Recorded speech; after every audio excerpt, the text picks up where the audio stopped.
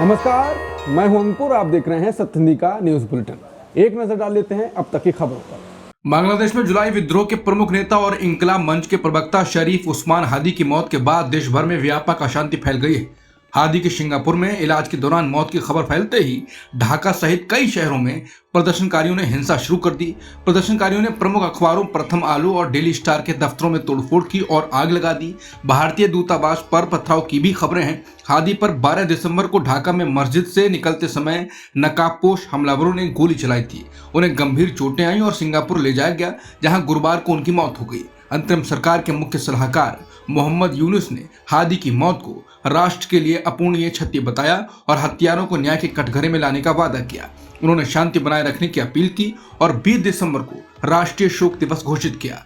प्रदर्शनकारियों ने ढाका के कारवान बाजार में प्रथम आलो और डेली स्टार के दफ्तरों को निशाना बनाया। डेली स्टार की रिपोर्टर जायमा इस्लाम सहित कम से कम 25 पत्रकारों को इमारत से बचाया गया। एक रिपोर्टर ने सोशल मीडिया पर लिखा कि धुएं से सांस लेना मुश्किल हो गया था। संसद की एक समिति ने कहा है कि बांग्लादेश में हो रहे हालिया घटनाक्रम भारत के लिए 1971 के मुक्ति संग्राम के बाद की सबसे बड़ी रणनीतिक चुनौती बन गए हैं। ये बात विदेश मामलों की संसदीय स्थायी समिति की रिपोर्ट में कही गई है। इस समिति के अध्यक्ष लोकसभा सांसद शशि थरूर हैं। रिपोर्ट में भारत बांग्लादेश संबंधों के पिछले 2 सालों के उतार चढ़ाव का जिक्र किया गया है। समिति का कहना है कि बांग्लादेश में राजनीतिक और रणनीतिक बदलाव देखने को मिल रहा है। रिपोर्ट के मुताबिक अगर भारत ने अपनी नीति में समय रहते बदलाव नहीं किया तो नई दिल्ली ढाका में अपनी रणनीतिक पकड़ खो सकता है। समिति ने संकेत दिया है कि भारत को बांग्लादेश नीति पर नए सिरे से सोचने और रणनीति में बदलाव करने की जरूरत है। बांग्लादेश में फरवरी में होने वाले चुनावों और अवामी लीग पर लगे प्रतिबंध को लेकर पहली प्रतिक्रिया देते हुए पूर्व प्रधानमंत्री शेख हसीना के बेटे और सलाहकार सजीव वाजेद जॉय ने अंतरिम सरकार पर गंभीर आरोप लगाए हैं। सजीव वाजेद ने कहा कि मोहम्मद यूनुस के नेतृत्व वाली अंतरिम सरकार बांग्लादेश में एक इस्लामी शासन स्थापित करने की कोशिश कर रही है। उन्होंने ये भी चेतावनी दी कि बांग्लादेश में बिगड़ती सुरक्षा स्थिति भारत के लिए बड़ा खतरा बन सकती है। उन्होंने ये बातें द इंडियन एक्सप्रेस को ईमेल के इंटरव्यू में दी। सजीव वाजेद ने आरोप लगाया कि यूनुस सरकार ने जमात इस्लामी और अन्य इस्लामी संगठनों को खुली छूट दे दी है। उनका कहना है इस तरह बांग्लादेश को एक असफल इस्लामी राज्य की ओर धकेला जा रहा है। शेख हसीना के बेटे और सलाहकार सजीव वाजेद ने बांग्लादेश में होने वाले चुनावों पर कहा कि अवामी लीग और जातीय पार्टियों को चुनाव से बाहर रखने का मतलब है कि देश के करीब आधे वोटर्स को वोट देने के अधिकार से वंचित किया जा रहा है। उनके मुताबिक ऐसे हालात में होने वाला चुनाव धांधली वाला चुनाव होगा। भारत की भूमिका पर बोलते हुए उन्होंने कहा कि भारत को अंतर्राष्ट्रीय समुदाय के साथ मिलकर बांग्लादेश में लोकतंत्र की बहाली के लिए ज्यादा सक्रिय भूमिका निभानी चाहिए। शेख हसीना के प्रत्यर्पण की मांग पर उन्होंने कहा कि बांग्लादेश में कानूनी प्रक्रिया का पालन नहीं हुआ है और उनकी मांग को अपने वकीलों से मिलने तक की अनुमति नहीं दी गई, इसलिए भारत को इस मामले में कुछ करने की जरूरत नहीं है। पाकिस्तान के साथ अंतरिम सरकार की बढ़ती नजदीकियों पर सजीव वाजेद ने कहा यह भारत के लिए बेहद चिंता की बात है। उन्होंने दावा किया कि अवामी लीग की सरकार ने भारत की पूर्वी सीमाओं को आतंकवाद से सुरक्षित रखा था, लेकिन अब फिर से उग्रवादी गतिविधियां बढ़ सकती हैं।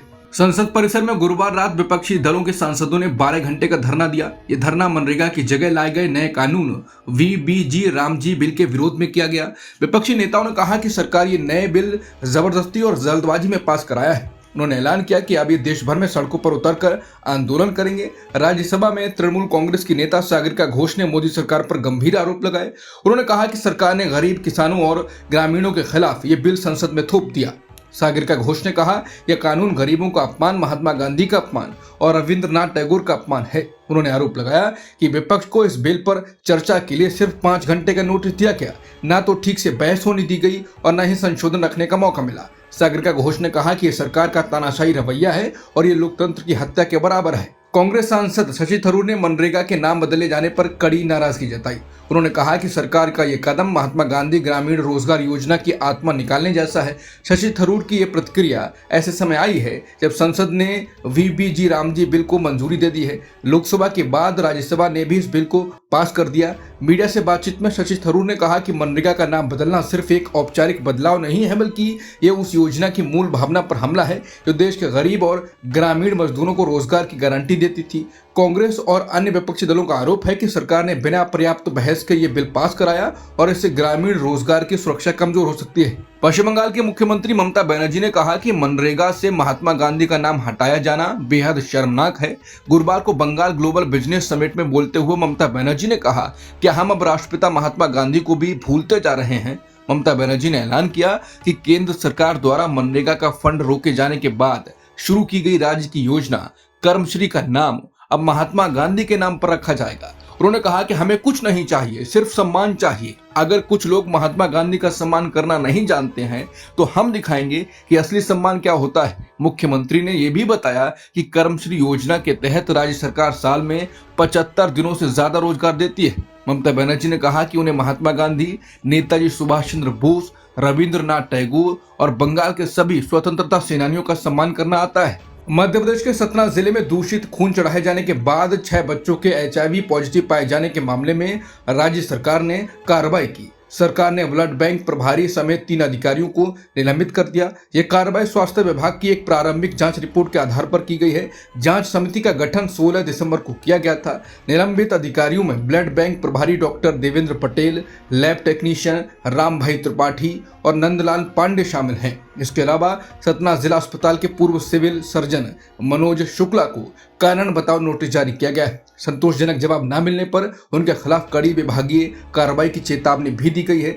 HIV से संक्रमित पाए गए बच्चे 12 से 15 साल की उम्र के हैं। इन बच्चों को सतना, जबलपुर और अन्य जिलों के अस्पतालों में जनवरी से मई के बीच खून चढ़ाया गया था। जम्मू कश्मीर पुलिस ने मेगा इंजीनियरिंग और इंफ्रास्ट्रक्चर लिमिटेड को पत्र लिखा है जिसमें कहा गया है कि किश्तवाड़ के डराबशल्ला इलाके में बन रहे 850 megawatt Ratle hydro electric project में 29 लोग ऐसे काम कर रहे हैं जिनके आतंकवादी या आपराधिक संबंध हैं।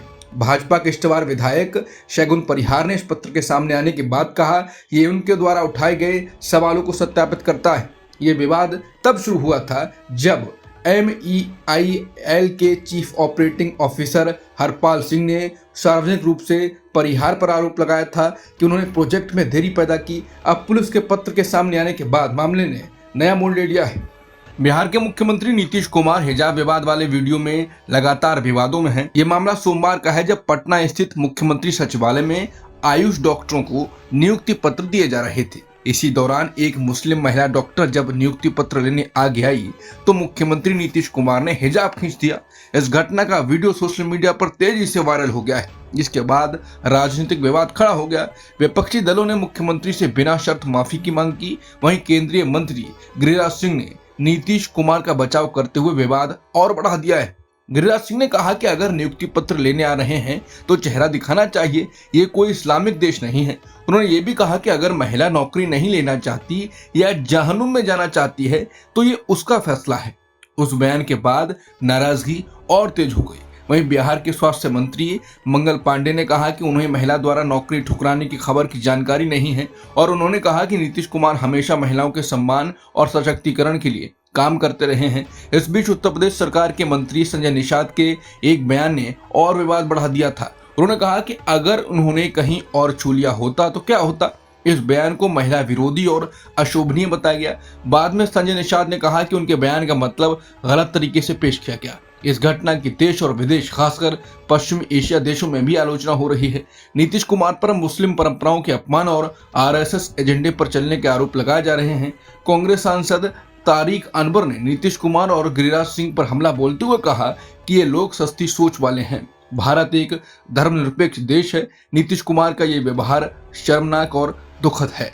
भारत और ओमान ने गुरुवार को व्यापक आर्थिक साझेदारी समझौते पर हस्ताक्षर किए। इस समझौते के तहत ओमान भारत को 98% यानी 98% से ज्यादा उत्पादों पर ड्यूटी फ्री पहुंच देगा। इससे ओमान को भारत के लगभग 99% निर्यात को फायदा होगा। वहीं भारत ने भी ओमान से आने वाले सामान पर करीब 78% यानी 78% टैरिफ लाइनों पर रियायत देने पर सहमति जताई है। इससे भारत के लगभग 95% आयात को कवर किया जाएगा। सरल शब्दों में कहें तो समझौते से दोनों देशों के बीच व्यापार सस्ता और आसान होगा। सिर्फ सामानों के व्यापार ही नहीं, ये समझौता सेवा क्षेत्र को भी फायदा देगा। खासतौर पर भारतीय कामगारों और प्रोफेशनल्स की आवाजाही आसान होने की उम्मीद है। रूस ने अमेरिका से कहा है कि वो वेनेजुएला संकट में कोई घातक गलती, बड़ी गलती ना करे। रूस ने सभी पक्षों से संयम बरतने की अपील की है। रूस की यह प्रतिक्रिया ऐसे समय आई है जब अमेरिकी राष्ट्रपति ट्रंप ने वेनेजुएला से जुड़े प्रतिबंधित तेल टैंकरों की नाकेबंदी का आदेश दिया है। इससे अमेरिका और वेनेजुएला के बीच तनाव में नई बढ़ोतरी माना जा रहा है। वेनेजुएला के राष्ट्रपति निकोलस मादुरो की सरकार ने कहा है कि इस फैसले से उनके कच्चे तेल के निर्यात पर कोई असर नहीं पड़ेगा। वेनेजुएला ने अमेरिकी कदम के बावजूद कड़ा रुख दिखाया है। रूस के विदेश मंत्रालय ने कहा है कि उसे उम्मीद है कि व्हाइट हाउस ऐसा कोई कदम नहीं उठाएगा जिससे हालात बेकाबू हो जाएं। रूस ने साफ किया है कि वो अपने सहयोगी देश वेनेजुएला के साथ लगातार संपर्क में है और मादुरो सरकार का समर्थन करता है। वेनेजुएला के राष्ट्रपति निकोलस मादुरो ने अमेरिका के राष्ट्रपति ट्रंप पर तीखा हमला बोला। मादुरो ने कहा कि ट्रंप के बयान से अमेरिका की असली मंशा सामने आ गई है। ट्रंप ने दावा किया था कि वेनेजुएला ने अमेरिका का तेल, जमीन और दूसरी संपत्तियां चुरा ली हैं। मादुरो ने कहा कि इस बयान से साफ हो गया है कि अमेरिका वेनेजुएला में सत्ता परिवर्तन यानी रेजिम चेंज चाहता है और देश के प्राकृतिक संसाधनों व जमीन पर कब्जा करना चाहता है। उन्होंने कहा कि इससे पहले अमेरिका अपने नौसैनिक बलों की तैनाती को नशा तस्करी के खिलाफ कार्रवाई बताता रहा है, लेकिन अब सच्चाई उजागर हो गई है। अब तक की खबरों में इतना ही। बाकी खबरों के लिए बने रहिए सत्य हिंदी के साथ।